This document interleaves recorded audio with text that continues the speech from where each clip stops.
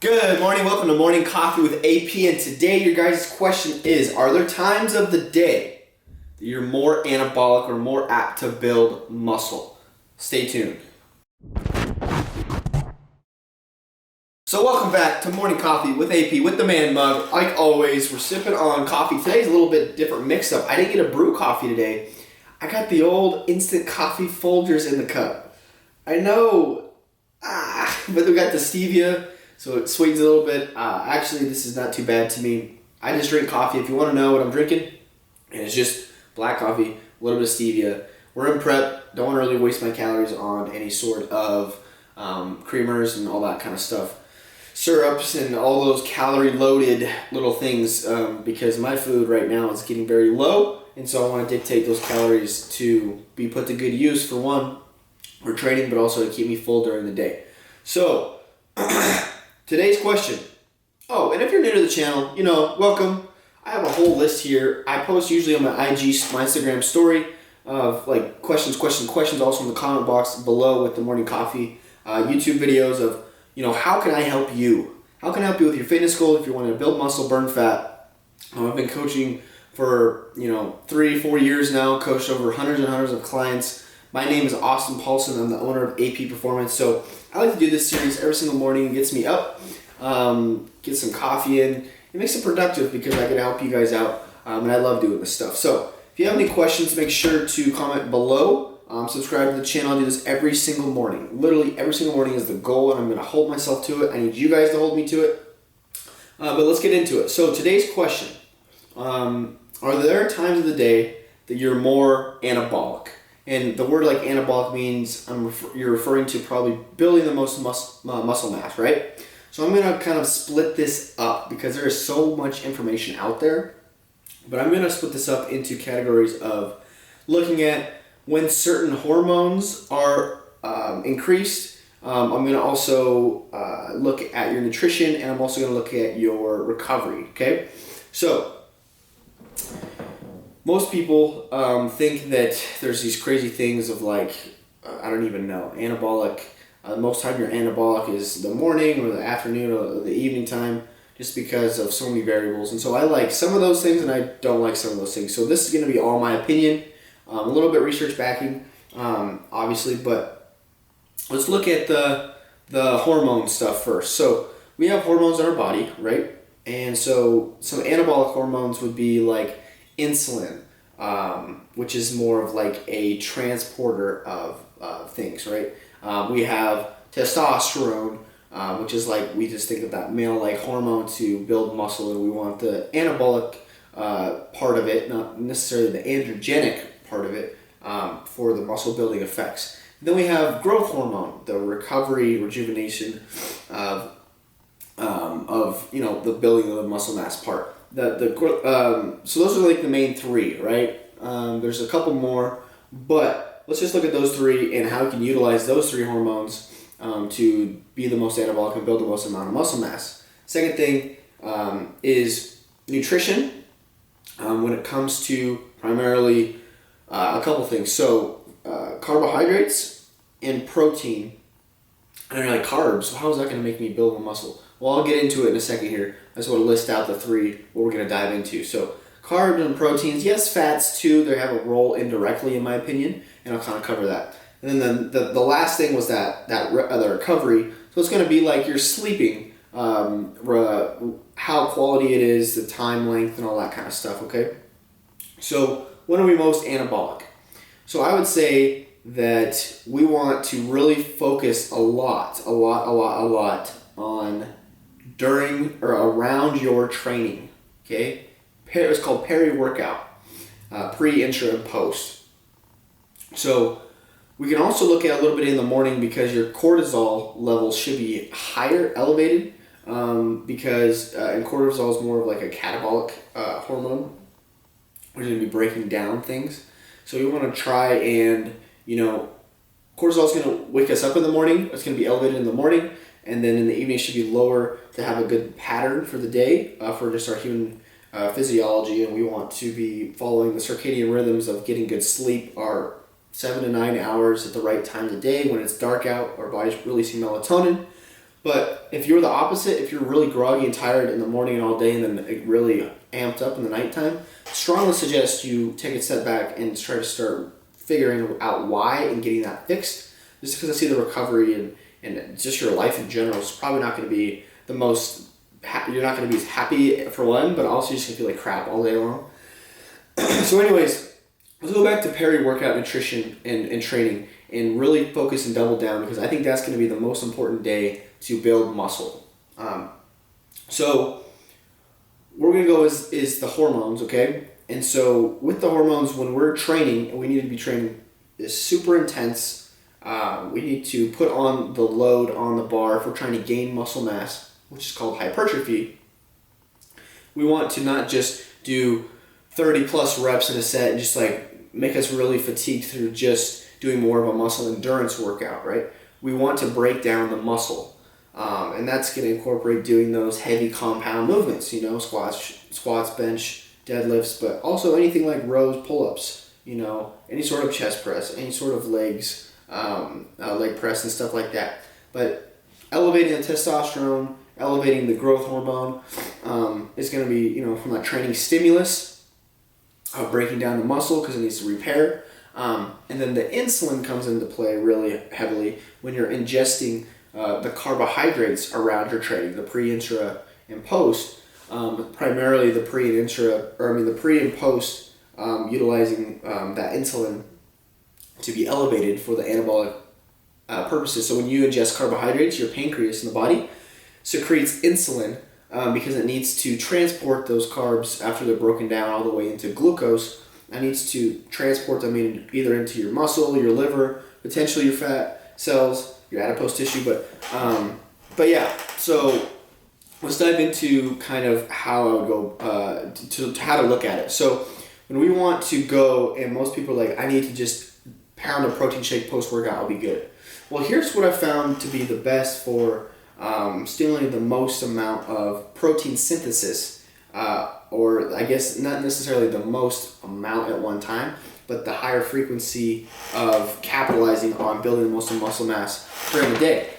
So there's been studies of just trying out just carbohydrates, like how anabolic or how much protein synthesis can you stimulate whatever with just carbohydrates of say you're having it post-workout. And that showed, starting the recovery process post-workout. But also now they're really, really breaking down, and then they tried studies with just amino acids. So like the supplements, branched chain amino acids, essential amino acids, and they noticed a little bit higher or relatively the same as the carbohydrates that you ingest separately, right? In a control group. And then now they're putting two together by having potentially intra-workout carbohydrates or post-workout carbs with amino acids put together, and that actually showed to have the best stimulus for protein synthesis to gain the most amount of muscle. So with that, how would I go about that? So pre-training, a lot of people sometimes don't even eat when they're pre-training. They're fasted or they it's been 2 to 3 hours. Well, I think that's a mistake, because you want to be the most anabolic, translated to getting in that nutrition, the amino acids and then the carbohydrates because you want to be putting amino acids in your bloodstream to start going into the workout because you're going to have a damage response. You're trying to breaking down muscle, so you want that there in your bloodstream still to be starting the repair process as soon as possible, as well as the carbohydrates. You want to load your glycogen into the muscle because you want to be able to train super intense, and also having more muscle glycogen is going to be more muscle sparing because you're going to utilize that primarily before you would ever really utilize muscle mass for energy, right? So we want to go, and I like to do this, is have a pre-workout meal, maybe 1.5, anywhere from 45 minutes to 2 hours, that window before your training. It depends on what types of carbs and how much fat that is in that meal. So we want it to be high in protein, okay, always high in protein to get the amino acids. But say if you have a more of a fattier meal, it's going to slow down your digestion, so you want maybe to push it out a couple hours because it's going to be those amino acids are going to be trickling into your bloodstream a little slower. But I like to have actually low carb or low fat pre-workout meals, so you can get those impulse of amino acids in the bloodstream faster, as well as having a mixture of some simpler carbohydrates and a little bit of either complex, but just a little bit of fiber, so you're not just like spiking your insulin levels. And what that does is, because your glucose levels are elevated, so when your insulin spikes, and say if it just totally starts transporting all that stuff out of the bloodstream, then your blood glucose levels might just come dramatically down when you're going into training. Then you're gonna go hypoglycemic, is what it's called, and that's when you have low blood sugar and you feel like crap, and so it's just not a good deal. So having a little bit of mixture of simpler carbohydrates, whether that's, you can have some sort of cereals, you can have some sort of processed carbs or whatever, or you can use rice cakes and blah blah blah. But I like to actually utilize I like oats. Has a little bit of soluble fiber. If you blend it up, it's already assimilated a little bit, so it digests pretty well. But it's going to slow down that insulin response a little bit, so we get a good steady intake of carbohydrates loaded, as well as going to the workout. Our insulin's not just spiked and coming down. It's a little more just constant, right? So that's what I like to do. And then that means that going into the workout, though, your insulin isn't just like up and down and your blood glucose levels go down and you feel like crap. They're more stable, but also at the same time, you're not going into the workout on a heavy stomach or just like a completely hungry stomach. If you're going into the workout on a complete hungry stomach, I would not do that, just because, just like I said, with the sparing of the muscle mass and stuff, you want to make sure that you're loading and you have those nutrients available for you while you're training to start the recovery process, as well as if you're going on a full stomach, not all that food you just digest or has been digested, and plus it just sucks having a whole gut full of food, because now all the blood's going to the gut for the digestive system to break down it, rather than being able to be utilized by shuttling it to the limbs or the arms, the legs, and stuff like that for the actual exercise itself. Because as you're exercising, blood flow goes to whatever body parts you're working out, right? So there's the pre-intra.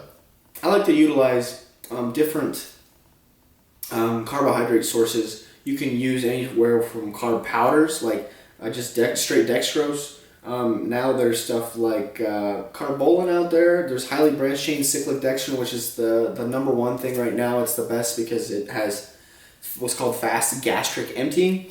So it doesn't stick in your gut. It just you drink it and it absorbs the bloodstream almost immediately. Really good stuff. And with that, I'll stack it with amino acids. So BCAAs, I like to do 5 to 10 grams, or EAAs, like 10 to 20 grams of a total blend. Somewhere along the lines of getting at least 3 to 5, if not a little more, leucine. The amino acid leucine in there.